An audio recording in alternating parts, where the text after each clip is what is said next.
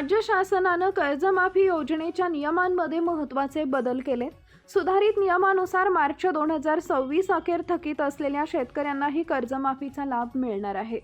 सांगली जिल्ह्यात एकूण 50,060 थकबाकीदार शेतकरी असून त्यांच्याकडे व्याजासह सुमारे 520 कोटी रुपयांची थकबाकी आहे।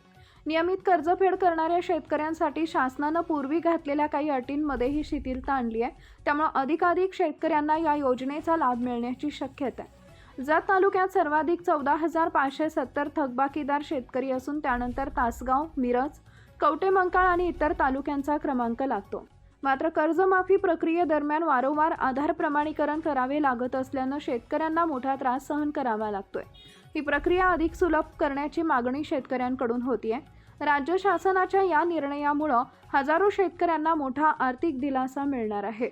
मात्र प्रत्यक्षात लाभ किती शेतकऱ्यांना मिळतो हे येत्या काळात स्पष्ट होणार आहे। या निर्णयाबद्दल तुमचं मत काय आम्हाला कमेंट करून नक्की सांगा।